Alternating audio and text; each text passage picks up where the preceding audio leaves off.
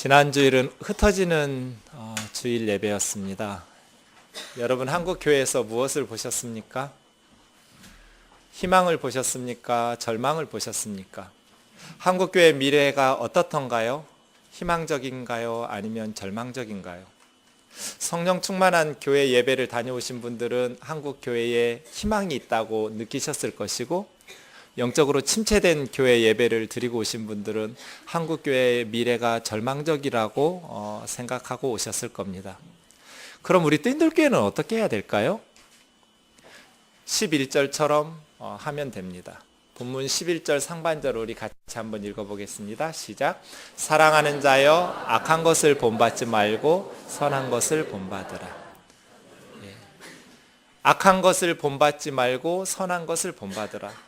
우리 교회가 악한 것을 본받으면 점점 부패해질 것이고, 선한 것을 본받으면 점점 좋은 교회가 될 것입니다.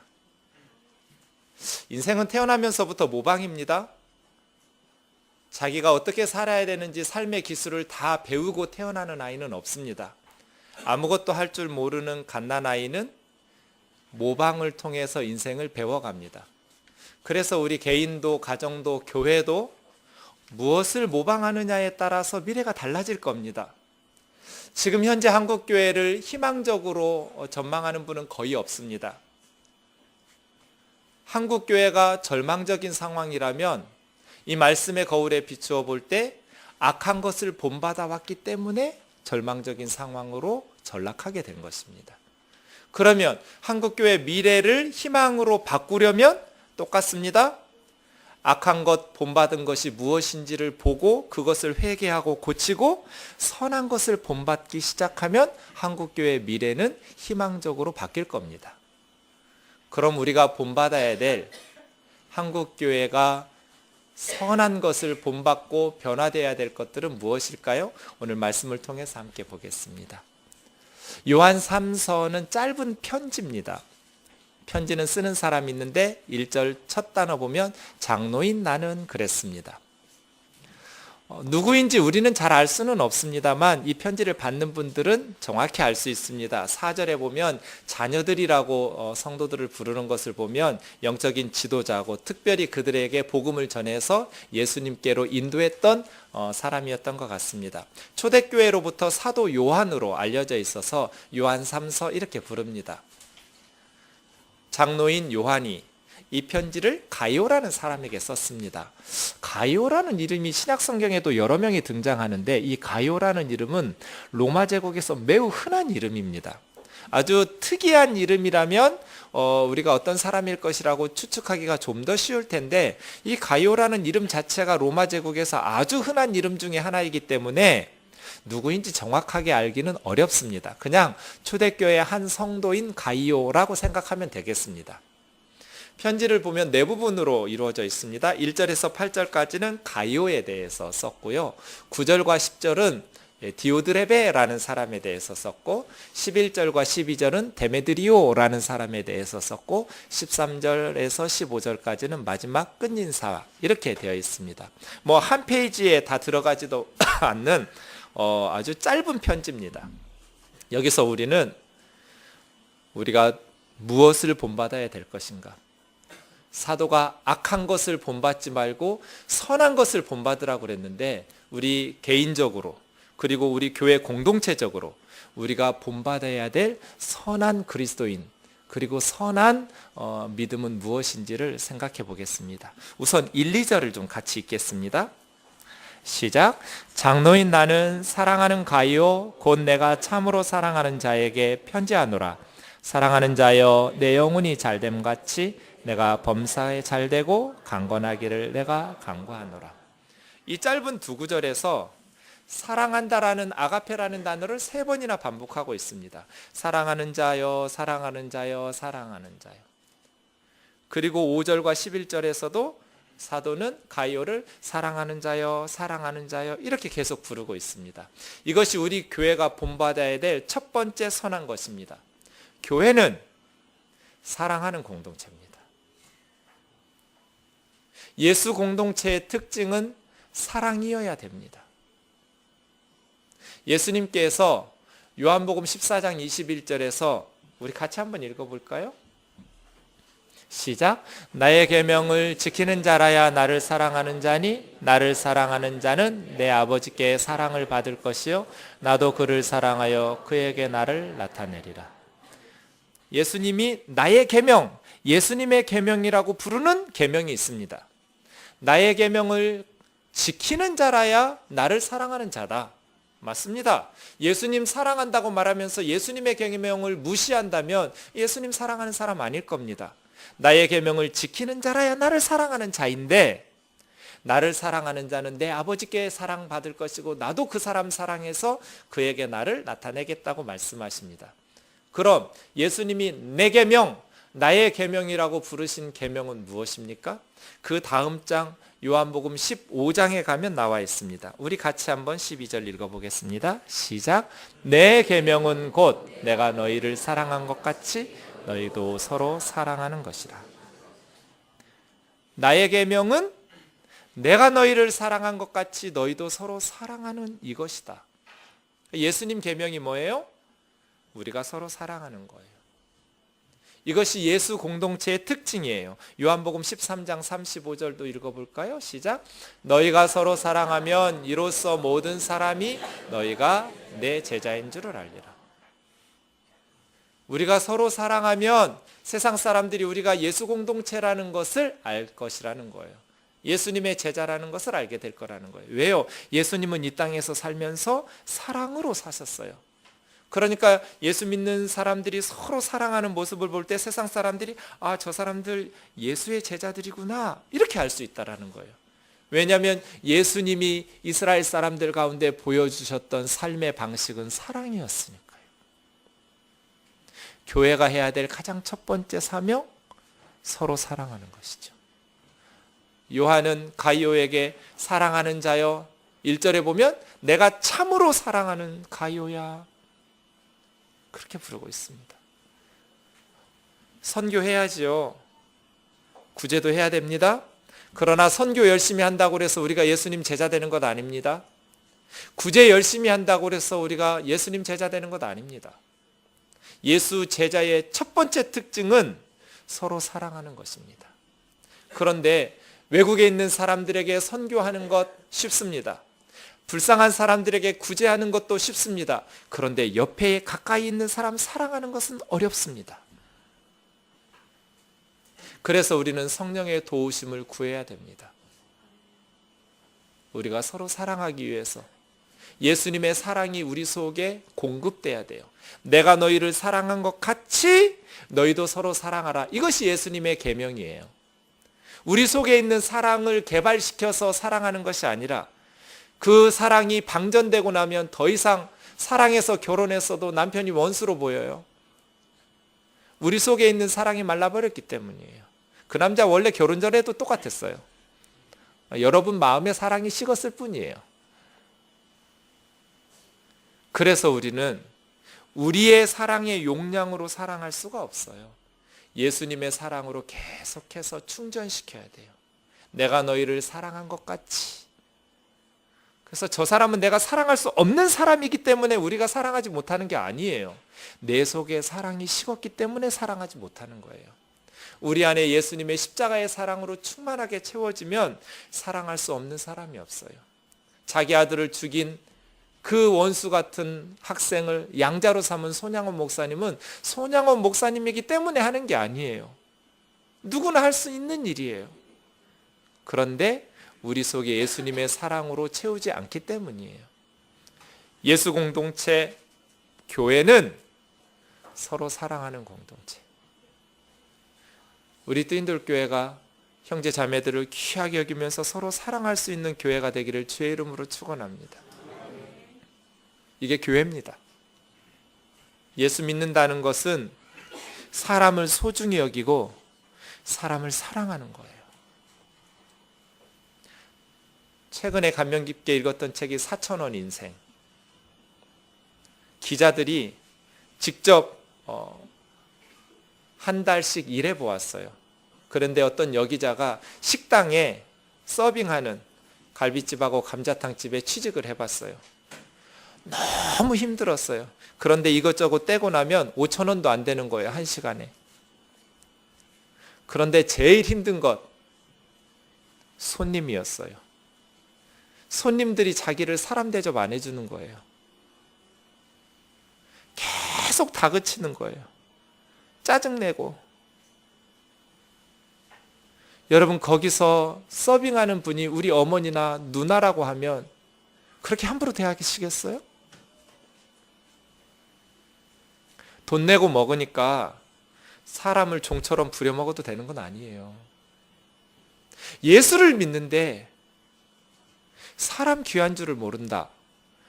예수님 믿는 거 아니에요. 그 예수님은 성경에 없는 예수님이에요. 왜냐하면 예수님은 사랑으로 사셨기 때문이에요. 사람을 귀하게 여기셨기 때문이에요. 성경 보세요. 예수님이 한 사람이라도 무시하신 적이 있는지 보세요. 앞을 못 보는 소경이라고 해서 무시하신 적이 있어요? 뭐하러 물어요? 뻔한 질문. 뭐 해줄까요? 보기를 원합니다. 보세요. 이런 식이에요. 나병 환자가 왜 왔겠어요, 예수님한테? 근데 왜 물어요? 뭐 해줄까요? 뭘 원하세요? 낫기를 원합니다. 나으세요. 예수님이 한 사람이라도 무례하게 대하신 적이 없습니다. 그런 예수님을 믿는데 왜 우리는 무례해요?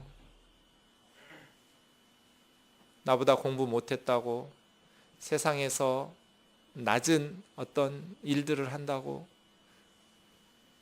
무시하는 그리스도인들은 예수님을 믿는 그리스도인답지 못하죠. 우리가 본받아야 될 선한 것은 사람 귀한 줄 알고 사람들을 사랑하는 거예요. 참으로 사랑하는 거.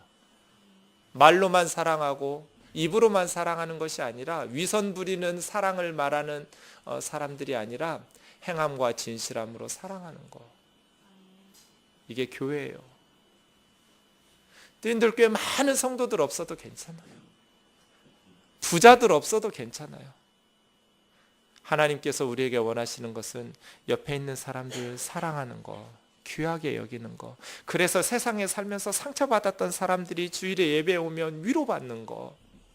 그래, 나는 하나님은 귀하게 여기시고 하나님을 아는 사람들이 이렇게 귀하게 여기는데 세상은 내가 못 배웠다고, 가진 것 없다고 무시하는구나. 그래도 괜찮아. 내가 교회 가면 나도 대접받으니까, 귀하다고 이야기해 주니까, 귀하다고 섬겨주니까 우리 서로 사랑 가운데서 서로를 귀하게 여기는 사랑의 공동체 되기를 주의 이름으로 축원합니다. 이게 예수님의 계명입니다. 다른 명령이 없습니다. 너희가 서로 사랑하면 내 아버지께 사랑받을 것이고 나도 너희를 사랑해서 너희에게 나를 나타내 줄 것이다. 이것이 예수님의 말씀입니다. 지난주에 어느 집사님이 남은 수명을 계산할 수 있는 어플을 이렇게 소개해 주어서 제가 한번 해봤습니다. 뭐 병원은 얼마 만에 가서 검진하냐, 운동은 얼만큼 하냐, 뭐 술 담배는 하냐, 이런 거 다 묻더니 저한테 79세까지 살고 34년 남았다고 그랬습니다. 그 전에 주님이 오실 것 같기도 한데 제가 그런 생각 해봤습니다. 남은 34년 어떻게 살까? 내가 어떻게 살아야 남은 인생이 나중에 후회스럽지 않을까? 아무리 곰곰이 생각해봐도 사랑밖에 없어요. 내가 우리 아들에게 많은 유산 못 물려줬다고 후회할 것 같지 않아요. 내가 저놈한테 좀 더 사랑하면서 키웠어야 되는데 그거 후회할 것 같아요. 내 아내에게 뭐 좋은 집 못 사줬다고 후회할 것 같지 않아요. 내가 내 아내를 좀 더 사랑해 줬어야 되는데 그거 후회할 것 같아요. 내가 우리 뜨인돌 교우들에게 많은 성경 지식, 훌륭한 설교, 좋은 예배당 못 드려서 그렇게 미안할 것 같진 않아요. 내가 좀 더 사랑해 드렸어야 되는데, 좀 더 많이 사랑해 줬어야 되는데 사랑하지 못한 그거는 후회스러울 것 같아요. 사랑하는 형제 자매 여러분, 우리가 삶을 다 살고 나서 살아온 지난 날을 돌아볼 때 이러한 후회가 없기를 주의 이름으로 축원합니다. 옆에 있는 사람들을 사랑하는 거예요. 이것이 교회예요. 이것이 한국 교회의 미래를 밝혀주는 희망이에요. 그러면 사람들이 교회를 찾아올 거예요. 세상에서 상처받은 젊은 아이들이 교회로 몰려와서 위로받을 거예요. 사랑으로 자라는 아이들이 건강해요. 그러니 예수 공동체는 사랑의 공동체죠. 2절 우리 사랑하는 이를 위한 기도 제목 같이 한번 읽어보겠습니다. 시작. 사랑하는 자여 내 영혼이 잘됨 같이 내가 범사에 잘되고 강건하기를 내가 간구하노라. 아멘. 가요야, 너의 영혼이 잘된 것처럼 범사가 잘되고, 이 말은 모든 일이 형통하고예요. 세상에서 하는 너의 모든 일이 잘되고, 강건하기를, 이거는 몸이 건강한 거예요. 영혼이 잘되고 행하는 모든 범사의 일들이 형통하고 육신이 강건하기를 내가 간구하노라. 영적인 데는 관심도 없고 하는 범사에 형통하고 몸이 건강한 것만 구하면 잘못이지만 영혼이 잘되기를 구하고, 그리고 우리의 행하는 모든 세상에서 사업과 행하는 일들, 그리고 우리의 육신이 건강해지는 것을 기도하는 건 지극히 성경적이에요. 기도할 때는 영적인 것만 구하는 게 아니에요. 우리의 몸이 건강하기를 위해서도 기도해야 하고 우리 행하는 범사가 형통하기를 위해서도 기도해야 되죠. 그런데 도대체 가이오라는 사람이 어떻게 살았길래 그의 영혼이 잘 됐다고 사도 요한은 말할까요? 어떤 크리스찬이었길래 네 영혼이 잘된 것처럼 이렇게 말할까요? 두 가지예요. 어떤 그리스도인의 영혼이 잘된 것인가? 3절에서 8절까지 읽어보겠습니다. 시작. 형제들이 와서 내게 있는 진리를 증언하되 내가 진리 안에서 행한다 하니 내가 심히 기뻐하노라. 내가 내 자녀들이 진리 안에서 행한다함을 듣는 것보다 더 기쁜 일이 없도다. 사랑하는 자여, 내가 무엇이든지 형제 곧 나그네 된 자들에게 행하는 것은 신실한 일이니 그들이 교회 앞에서 너의 사랑을 증언하였느니라. 내가 하나님께 합당하게 그들을 전송하면 좋으리로다. 이는 그들이 주의 이름을 위하여 나가서 이방인에게 아무것도 받지 아니함이라. 그러므로 우리가 이 같은 자들을 영접하는 것이 마땅하니 이는 우리로 진리를 위하여 함께 일하는 자가 되게 하려 함이라. 아멘. 첫 번째 3절 4절 보시면 왜 가이오의 영혼이 잘 됐다고 말했냐면 진리 안에서 행했기 때문이에요. 그리고 6절에 보시면 사랑 안에서 행했기 때문이에요. 우리가 건강한, 우리 영혼이 지금 잘된 상태인가, 뭔가 잘못된 상태인가를 체크하는 두 가지 체크 포인트가 있어요. 진리 안에서 살아가고 있는가, 그리고 사랑을 실천하고 있는가, 이 두 가지예요. 진리 안에서 행한다라는 것은 예수 그리스도의 복음 안에서 행한다는 거예요. 가이오가 진리 안에서 어떻게 행하고 있었나요? 5절 이하에 보면 복음을 전하는 나그네 성도들을 자기 집으로 잘 맞이해드려서 복음 전하는 선교사들을 후원했어요. 이 복음이 전파되기 위해서, 예수 그리스도의 진리가 전파되기 위해서 동역했어요. 진리 안에서. 지난 한 주간 저는 WCC에 대한 질문을 정말 많이 받았어요. 부산에서 WCC 10차 총회가 지금 진행되고 있기 때문에 목사님 어떻게 받아들여야 돼요? WCC는 세계 교회, 기독교의 협의체예요. 다양한 교단들이 그 안에 소속되어 있어요. 교회의 하나됨, 일치운동을 하는 것은 매우 중요하고 소중한 일이죠. 문제는 교회의 하나됨을 이루는 것은 좋은데 진리를 버려버렸어요. 이것이 WCC의 문제예요. 기독교인들이 다른 종교를 가진 사람들도 존중해야 되고, 믿지 않는 다른 사람들과 함께 환경이라든지 인권이라든지 평화라든지 민주주의라든지 이런 선한 공동체의 선을 이루기 위해서 협력하는 것은 매우 소중한 일이죠. 하지만 그 하나됨 운동을 위해서 우리 기독교의 진리를 포기해버리는 것은 어리석은 일입니다. 왜요? 그것은 성경이 가르치는 교훈이 아니기 때문이죠. 그럼 진리를 믿는 것, 바른 신앙생활, 이 가이오처럼 진리 안에서 행하는 것은 무엇인가요? 사도들이 믿었던 믿음하고 똑같은 것을 믿어야 돼요. 베드로가 믿은 그 복음을 우리도 믿어야 되고, 바울이 믿은 그 복음을 우리도 믿어야 돼요. 사도들이 믿었던 복음의 내용과 다르면 그것은 진리 안에서 믿는 바른 믿음이라고 말하기 어렵습니다. 베드로가 어떤 복음을 믿었습니까? 사도행전 4장 12절 우리 같이 한번 읽어볼까요? 시작. 시작. 다른 이로서는 구원을 받을 수 없나니 천하 사람 중에 구원을 얻을 만난 다른 사람을 준 적이 없어요. 다른 이로서는 구원을 얻을 수 없어요. 사도 바울이 성령이 충만해서 말했어요. 예수 그리스도의 이름 외에 다른 이름을 우리에게 구원받을 수 있는 다른 이름 주신 적이 없다. WCC는 예수님도 구원의 길이고 부처님도 구원의 길이고 그건 진리가 아니에요. 베드로는 그렇게 믿지 않았어요. 요한은 어떻게 믿었어요? 요한복음 3장 16절 우리 잘 암송하고 있죠? 시작. 하나님이 세상을 이처럼 사랑하사 독생자를 주셨으니 이는 누구든지 그를 믿는 자마다 멸망하지 않고 영생을 얻게 하려 하십니다.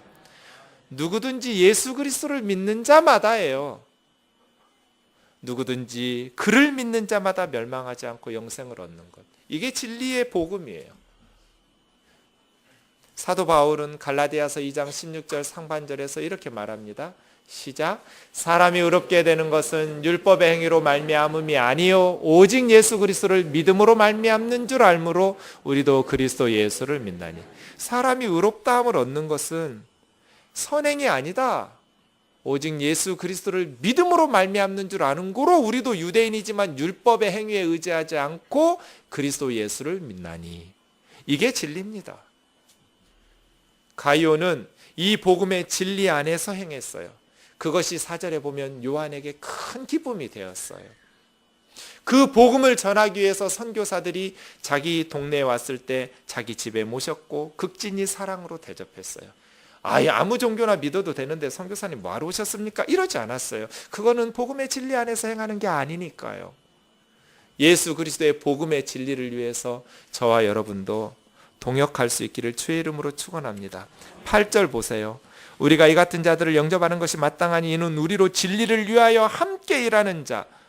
우리 뜨인돌교회가 이 복음 전하는 선교사님들과 함께 일하는 동역하는 교회가 되기를 주의 이름으로 축원합니다. 이것이 진리 안에서 우리 영혼이 잘된 거예요. 우리 영혼이 건강하고 잘 됐다라는 것은 복음의 진리가 전파되는 일에 동역자 되는 거예요. 진리 안에서 행하는 것이고 복음의 진리 안에서 살아가는 거예요. 물질이 없으면 기도로 또 몸으로 함께 복음을 전하기 위해서 힘쓰셔야 돼요. 그리고 6절에 있는 것처럼 사랑 안에서 가이오는 살았어요. 그래서 가이오는 하나님의 복음을 위해서 힘쓰는 영혼이 잘된 사람이었어요. 로마 제국은 도로는 잘 닦아놨어요. 지금도 로마 제국에서 만들었던 도로들이 유럽에 남아있어요. 그리고 군대들이 군데 지켜서 안전하게 여행이 가능했어요. 이건 선교사들에게 아주 좋은 기회였어요. 하지만 숙소가 문제였다고 그래요. 지금처럼 호텔이나 여관이 없었대요. 있는 여인숙 같은 데는 너무 더럽고 벼룩이 많이 나오고 주인들이 아주 터무니없는 돈을 요구해서 악명 높았다고 그래요. 복음을 전하는 선교사들이 도로는 잘 닦였는데 먹고 자고 할 데가 없는 거예요. 그래서 성도의 가정으로 찾아가는 거예요. 그랬을 때 가이오가 이 선교사들을 자기 집으로 영접해서 사랑으로 잘 섬기는 거예요. 이렇게 복음의 동역자가 되었어요. 그런데 7절을 좀 보시면 참된 사역자의 특징이 나옵니다. 이 복음을 전하는 선교사들이 주의 이름을 위해서 나가서 이방인에게는 아무것도 받지 않았어요. 복음을 전하면서 돈을 요구하지 않았다는 뜻이에요. 이것이 참된 사역자의 특징이에요. 선교한다고 해서 한국교회에게 모든 것을 다 지원받고 선교지에서 호화롭게 사는 선교사들도 있어요. 진실되게 선교하는 선교사님들도 많지만 많은 물질로 외국에 나가서 잘 먹고 잘 사는 선교사들도 가짜들도 많이 있어요. 분별하는 게 필요해요. 복음을 전하니 모든 걸 다 공급받아야 된다? 아니지요. 아무것도 받지 않았다고 말합니다. 디다케라는 책이 있습니다. 1세기경에 쓰여진 책인데 시리아에 있는 교회들 아마 신앙생활 입문서처럼 활용되었을 것으로 추정됩니다. 이 디다케라는 초대교회 문서에 보면 낯선 지역에 가서 다른 성도들에게 신세를 질 때 복음을 전하는 선교사들은 이틀까지 머물게 되어 있습니다. 이틀이 넘어가면 값을 지불해라. 그 다음에 복음을 전하지 않는 성도들은 다른 교회 성도들에게 낯선 지역 도시에 갔을 때 하루 저녁, 이틀 사흘 계속해서 머무를 때는 직접 일을 해서 신세지지 않도록 돈을 지불하도록 디다케에 써 있습니다. 복음을 전하는 목회자라고 해서 성도들로부터 온갖 좋은 것을 다 공개받아야 되는 것은 아닙니다. 복음을 전한다고 해서 모든 것을 공급받으면서 호화롭게 살아도 되는 것은 아닙니다. 신대원에 가는 청년들이 저에게 오면 저는 언제나 질문합니다. 너 평생 가난하게 살 수 있어? 저에게 있어서 목회자는 이게 제일 중요합니다. 목회자는 청빈해야 돼요. 그러지 않고는 성경을 설교할 수가 없어요. 성경대로 안 사는데 어떻게 성경을 설교해요? 그러려면 가난하게 살아야 돼요. 교회에는 언제나 가난한 사람들이 있어요. 지금도 이 세상에는 먹을 것이 없어서 굶어 죽는 사람들이 3초가 되기 전에 평균 한 명씩 굶어서 죽어요. 그런데 어떻게 성경을 설교하면서 목회자들이 호화롭게 살 수가 있어요? 그건 불가능해요. 제가 볼 땐 불가능해요. IQ가 낮아서 그런지 모르겠지만 제 머리로는 불가능해요. 그래서 묻는 거예요. 너 평생 가난하게 살아도 좋아? 자신 있으면 가든지, 그거 자신 없으면 가지 마라.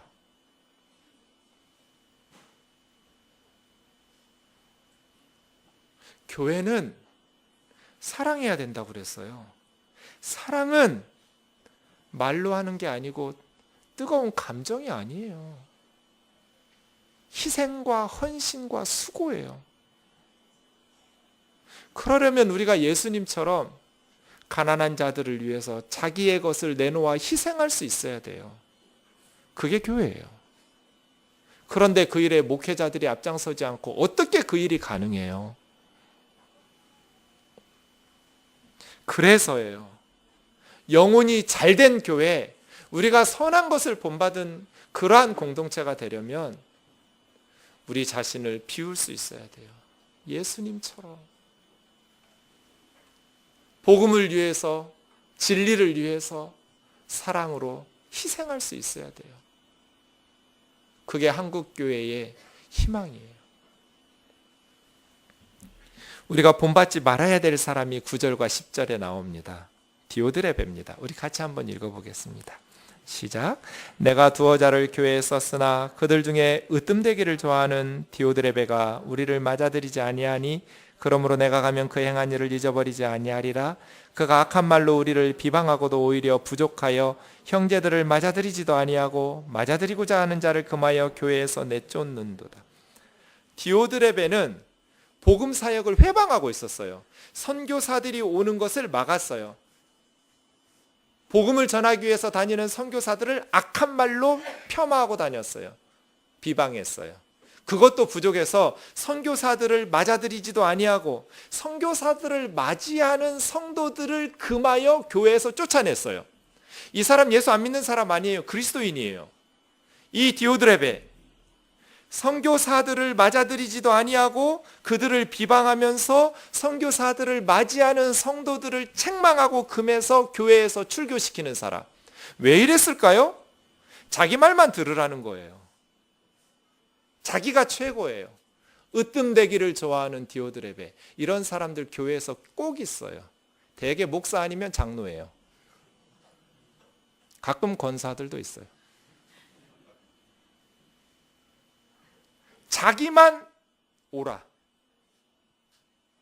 다른 사람의 말은 듣지 못하게 해요. 디오드레베가 스스로의 믿음이 잘못됐다고 생각했을까요? 절대로 그렇지 않습니다.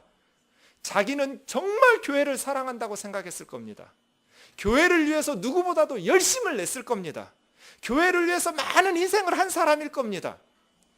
그런데 다른 사람들이 와서 복음 전하는 것을 막습니다. 내 말만 들어. 뭐든지 교회 결정은 자기가 해야 되는 사람이 있어요.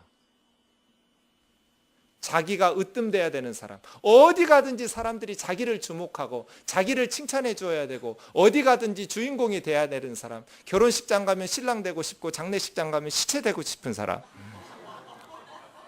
다 자기가 주인공이어야 돼요. 이게 디오드레베예요. 자기가 아니면 교회가 안 굴러가요. 디오드레베들이 너무 많아요. 그런데 왜 총회장 되려고 봉투를 돌려요? 목회자들이? 디오드레베 되고 싶은 거예요. 으뜸되고 싶은 거죠.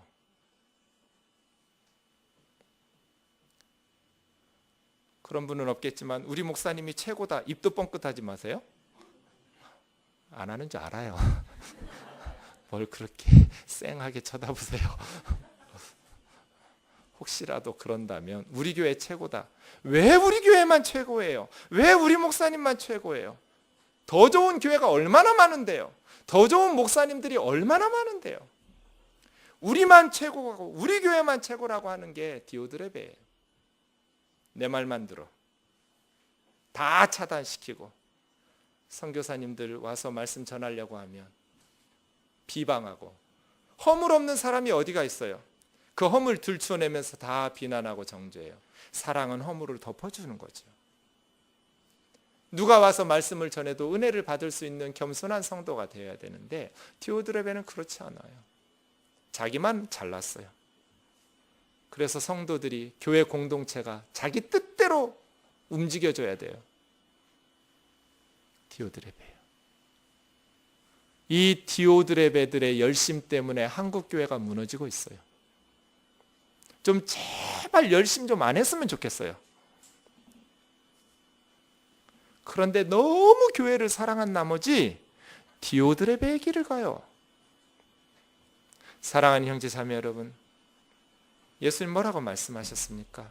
누가복음 14장 21절 우리 같이 한번 읽어봅시다. 11절 시작. 무릇 자기를 높이는 자는 낮아지고 자기를 낮추는 자는 높아지리라. 예수님 동생인 야고보는 뭐라고 그랬어요? 시작. 주 앞에서 낮추라. 그리하면 주께서 너희를 높이시리라. 예수님 분명히 말씀하셨잖아요. 자기 자신을 높이는 사람은 낮아질 거다. 낮추는 사람은 하나님이 높여주실 거다. 주님 앞에서 낮춰라. 겸손하게 낮춰라. 그러면 주께서 너희를 높여주신다. 근데 디오드레베는 어떻게 해요? 자기가 자기를 높여요. 자기가 아니면 안 돼. 그래서 교회가 무너지는 거예요.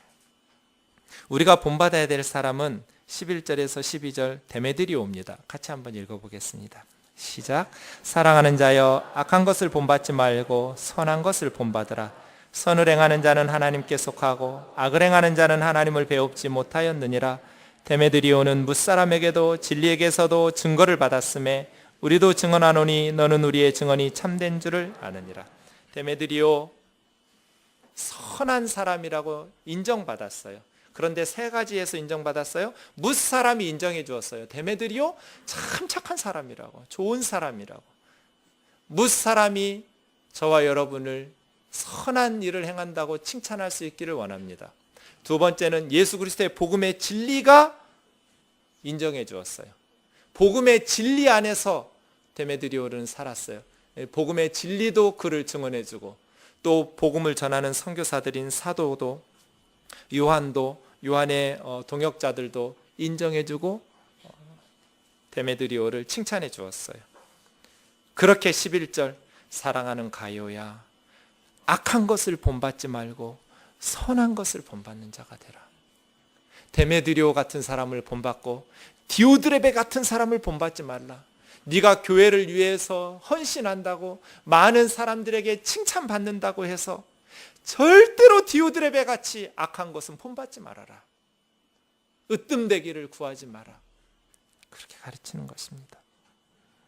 마지막 편지 끝인사입니다. 13절에서 15절 같이 읽겠습니다. 내가 내게 쓸 것이 많으나 먹과 붓으로 쓰기를 원하지 아니하고 속히 보기를 바라노니 또한 우리가 대면하여 말하리라. 평강이 내게 있을지어다. 여러 친구가 내게 문안하느니라. 너는 친구들의 이름을 들어 문안하라.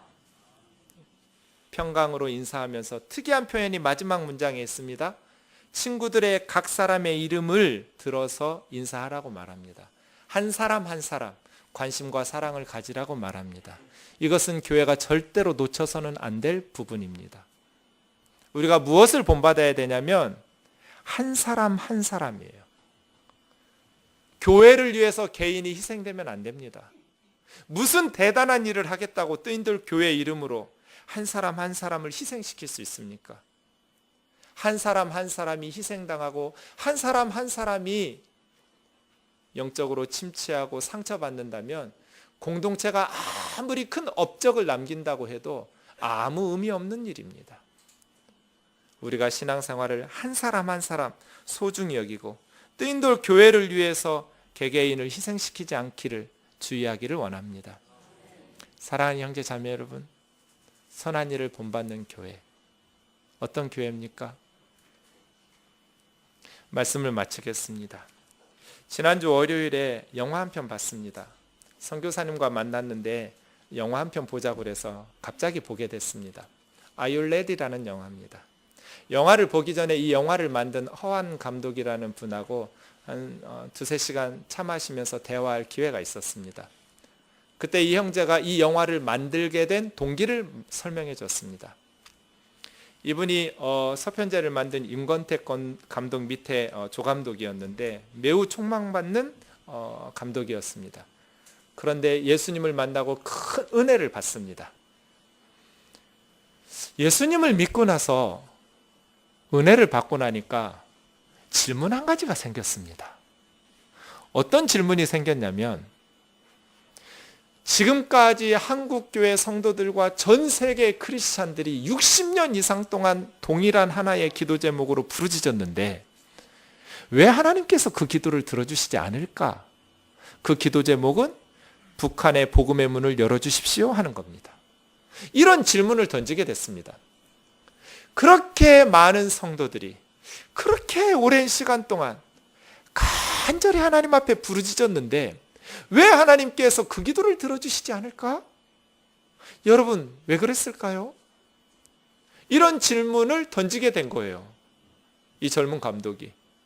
그래서 역사를 공부하고 성경을 공부하고 기도하고 전 세계를 돌아다니면서 사람들을 만나서 인터뷰했어요.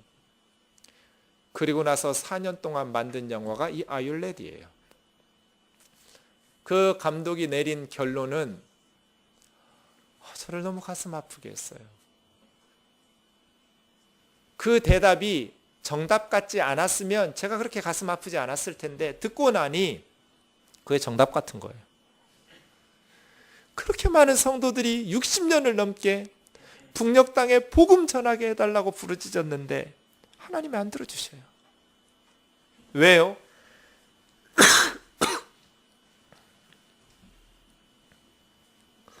북한에 들어가서 치아교회 성도들의 기도를 찍었어요. 영화에 보면 나와요. 목숨 걸고 기도하는 기도잖아요. 남한의 성도들은 예수 믿으면 죽인다고 하면 몇 명이나 남아있을지 모르겠어요. 그런데 북한의 지하교회 성도들은 예수 믿으면 죽는 성도들이에요. 그렇게 예수 믿으면서 기도하는 거예요. 그런데 그 기도를 안 들어주시고 계셔요. 왜요? 허완 감독의 결론은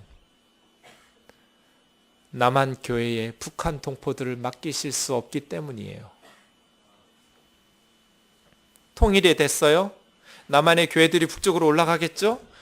어떤 기독교 될까요? 타락한 기독교 될 거예요. 목사들은 대접받고 고급 승용차에 의리의리한 예배당 짓고 북한 지하교회 성도들 무시할 거예요. 하나님께서 통일을 허락하지 않으시는 이유는 정치 지도자들의 문제가 아니다. 한국 교회 그리스도인들 때문이다. 이것이 이 젊은 감독의 결론이에요. 그러면 어떻게 해야 되는가? 나만의 교회가 교회다워져야 됩니다. 교회가 교회다워져야 됩니다. 교회가 교회다워진다는 것이 무슨 뜻입니까? 요한 3서처럼 해야 되는 거예요. 선한 것을 본받아야 돼요. 북한에 있는 형제 자매들에게 거들먹거리면서 돈 끌고 올라가서 그렇게 부동산 투기에 앞장서는 교회가 아니라 북한의 지하교회에 있는 성도들의 간증을 들으면서 우리가 그동안 예수 잘 믿었다고 가슴 찢으면서 거적을 깔고 하나님 앞에서 섰고 대제하는 한국교회 돼야 돼요. 겸손하게 하나님 앞에 다시 영적으로 회개하고 새로워지는 기회로 삼아야 돼요. 그렇게 준비되었냐고 영화가 물어요. Are you ready? 북한의 형제 자매들을 교회다운 교회에 불러 모아서 예수 그리스도를 전해줄 준비가 되어 있습니까? 정말 교회가 사랑으로서 진리를 말하고 있습니까? 예수 그리스도의 십자가의 사랑을 전하는 삶을 살고 있습니까? 저 불쌍하고 가난한 사람들을 위해서 희생할 준비가 되어 있습니까? 그럼에도 불구하고 거들먹거리지 아니하고 겸손하게 그들과 하나 될 수 있습니까? 영화가 물어요. 아직은 아니다. 왜? 남한에 내려온 2만 명도 감당하지 못하는 한국교회가 어떻게 2천만 명의 북한 동포들을 감당할 수 있냐는 거예요. 우리 가운데 있는 탈북자들, 세터민이라고 부르는 그들, 아무런 관심도 사랑도 없이 남한에 온 것을 후회하면서 굶어 죽어도 다시 북한으로 돌아갔으면 좋겠다라고 말하는 단체들이 NGO가 생기는 이 마당에 한국교회가 어떻게 통일을 위해서 기도할 수 있느냐는 거예요. 하나님께서 어떻게 그 기도를 들어줄 수 있느냐는 거예요. 그러므로 그 기도 제목이 응답되고 하나님의 응답을 원한다면, 진심으로 원한다면 교회가 교회다워져야 됩니다. 저는 동일한 질문으로 뛴돌 형제 자매들에게 묻고 싶습니다. Are you ready? 우리 교회는 준비되어 있습니까?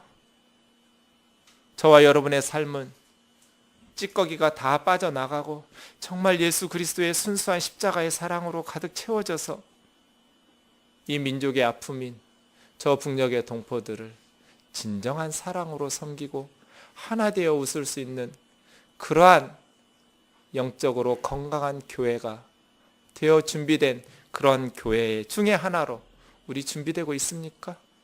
우리 정말 하나님의 일을 하기에 준비된 교회 맞습니까? 정말 하나님께서 기뻐하시고 영혼들을 보내시고 그들을 사랑으로 회복시키고 치유시켜서 한국 교회의 희망으로 하나님 앞에 쓰임받는 교회 중에 하나가 되도록 우리 그렇게 주님을 따르고 있습니까? 묵상 찬송하겠습니다.